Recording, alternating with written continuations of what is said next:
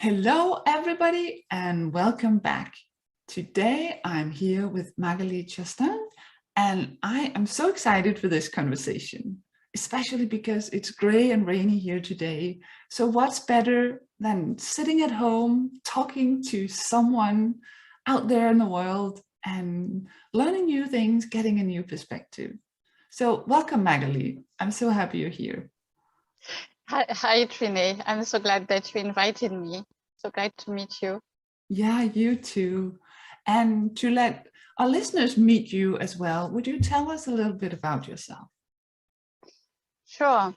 So I'm a French person living in Germany now for a decade in Berlin. Okay. And I work as a healer. I have a healing center here in Berlin. And I am also the mother of an 8-year-old boy. Yeah. And yes, I also love to dance, sing, yeah, and arts in general. Yes, that was one of the things I noticed about you when we got in contact, that you have such a wide range of areas, and you got the physical aspect as well in your journey with your healing. And could you tell us how it was for you to be sensitive as you grew up?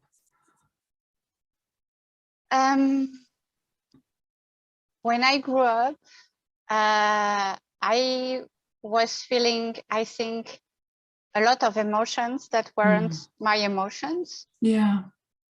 And many times I would feel mostly emotions that people suppress. Yes. And it created, a lot of emotional overwhelm. And my parents, for example, would always tell me, oh, you're so sensitive and you're too emotional and you need to toughen up because the world out there, is going to be difficult if you're going to be like this. Yeah. And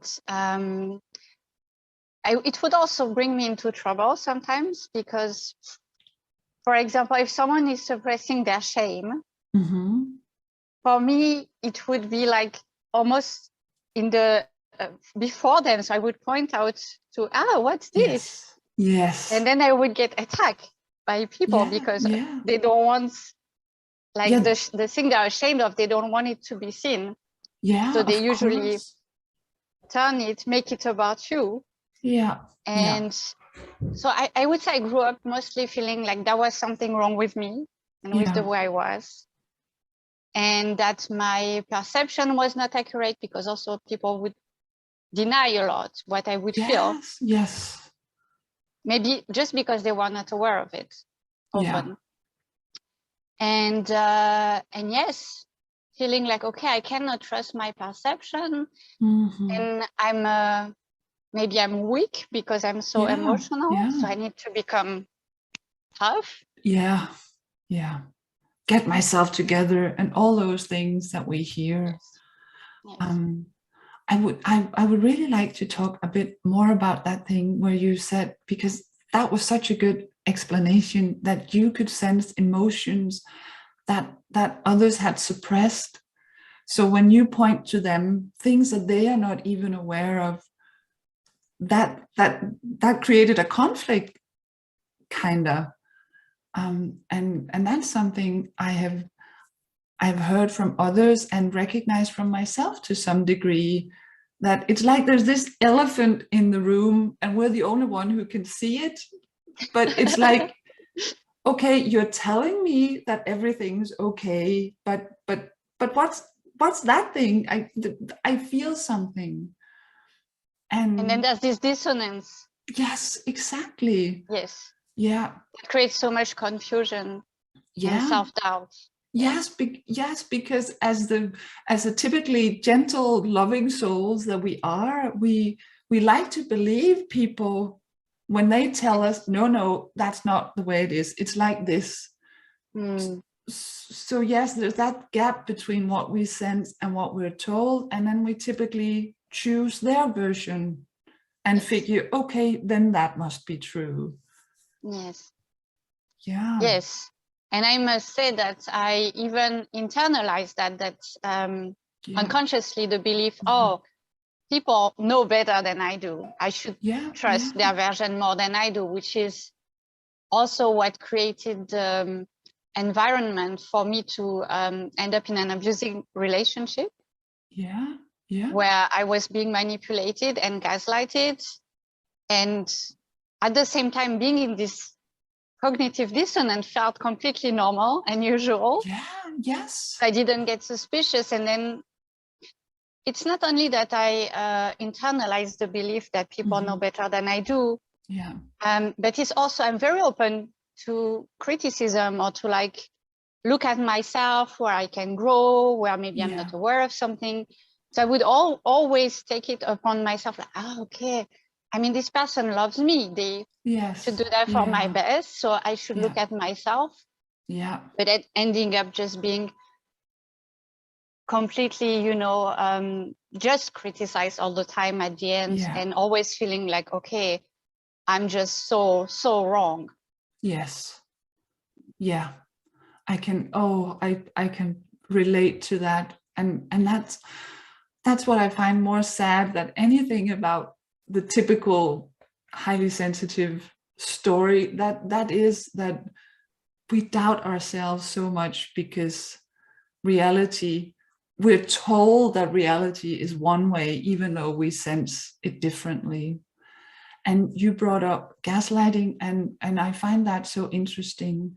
And recently someone said that what sometimes happens is that they might not actually be trying to lie to us, but they just see such a small part of reality or their own emotions or what's actually going on compared to what we sense on so many levels. Yes. Yeah. And then, as you say, when we have been conditioned to believe that we are automatically wrong, that we should actually grow and look at ourselves and improve and do all these things, it's so easy to get caught up in a relationship like that. I can totally see that. Yes. And on the other hand, this was so painful, this relationship, that it made me physically ill. Okay. And it was the start of my healing journey. Yeah. Because, I had to make myself a detective about this illness because doctors could not help me. And that's how, I started to get interested in energy healing and alternative healing, because I came to realize this has to do with unconscious things. Yeah. And it actually allowed me to make these beliefs, for example, visible, to become aware of them. Yeah. And to start this journey of healing and empowerment. Yes. And self-trust. Yeah. So it was a tough start on that journey, but you've gotten to explore on some very deep levels, I imagine. Yes. Yes. What has been... And I mean, it was a catalyst, this relationship, because it's not that I was doing well before. No. But the relationship just, bring it to a point where I had to find a way. Yes. To open this. And sometimes we have to get to that point where there's no other option than to take our power home in a way. And yeah. I really find it so beautiful that you were able to say that the relationship was a catalyst, so that it wasn't only a bad thing, probably very painful, but that something good at least came from it. It took me a while to come to that place. Yes. But yes, after some point, after quite a lot of healing, I was able to see that. And as anything in life, to recognize the teaching and to recognize in any crisis, actually, the potential for growth. Yes. Yeah, absolutely. Was there anything in particular that helped you to shift your focus and trust yourself more?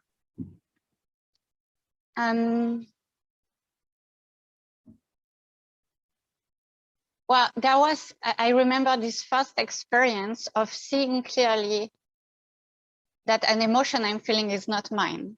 Okay. That was such a shift because Mm. I was meeting this friend I hadn't seen in a long time. Mm-hmm. And I was actually feeling very joyful in the moment. Yeah. And all of a sudden, I almost started to cry while he was hugging me. Oh. And it was so clear in this moment, I am not feeling sad Yes. or so moved that I would cry. And it was so obvious it was his emotion. Yeah. And when we ended the hug and I looked, his eyes were teary.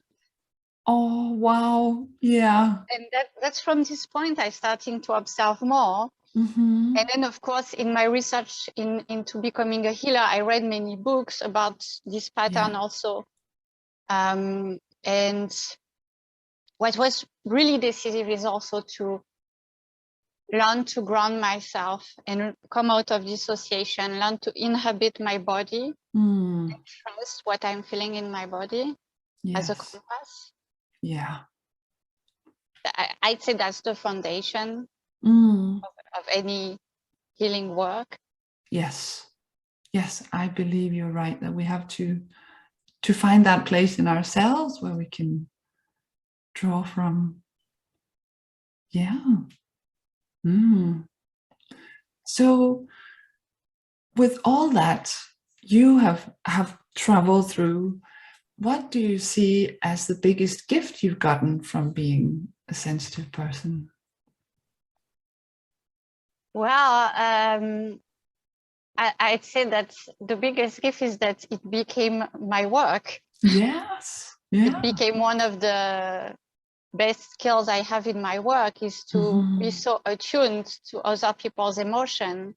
Yes. And to also see their blind spots. Yeah. And they come to me, to grow. And I'm not attacked in that place because they actually want to receive that feedback.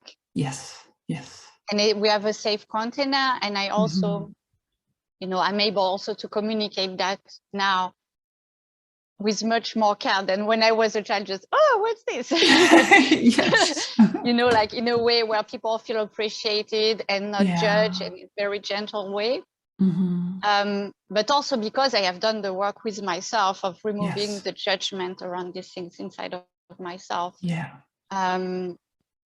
But yeah, I feel like now it's really what makes me good at my work. Yes. It's so sensitive. And even like, because I work with the energy, so sometimes it will be while talking or going into a meditation together or in the body work. Yeah. And for example, if I give body work, people will also often give me the feedback of, oh, wow, you are having such a fine touch and touching such subtle things, and also how they feel deeply seen and felt and understood. Yes. And that is also what contributes most to healing. Absolutely. And I think we can only give that to someone if we have given that to ourselves first. As you said, that you had to heal old judgment and the way you looked at yourself, so that you can now see the beauty in people who come to you as they are, with everything they bring. Yes. There's something that sometimes come up for people who are sensitive and good at picking up on other people's emotions, and that is that it can feel draining. Do you have to take care of yourself in your work in some way, or do you have rituals to help you? Yes, this is very interesting what you say, because this has also been part of both my personal and professional journey. When I started to work as a healer, and for example, if I give work with my hands, afterwards my hands will feel very cold. And so again, I went into detective mode about, why is that? Asking all my colleagues, do you have this happening? How do you deal with that? And then realizing, this, in the same way we put others' reality as more important than ours, and we put other people's needs as more important than ours. And that it's really a pattern at the core of being. Yes. And I'm still working on it, but the way to practice that is really to make a priority of my needs. Yes. So that I can have clear boundaries, and you know, learning to say no and not be everything to everyone, but that's you know, a big also one in to my learn. work. Yes. In my work, focusing on the people I am passionate to work with. I also changed the way I work so that I also support people in becoming more autonomous with their healing. Yeah. And that I don't have, I'm not carrying anymore the responsibility for their healing, but I help them to heal themselves. Oh, yes. Yeah. That sounds really powerful for both parties, because if you were healing by pouring your energy into them, in a sense, then you would run dry and pretty quickly, and that would be it in a way. But if you can help them, as you say, do the healing part from within, that's powerful. I really like that. And self-responsibility is actually a key in healing. And that's also why what I discovered for myself in my own personal journey. When I started, I was also going from people to workshop to this and that, hoping, please take my suffering away, heal me. Yes.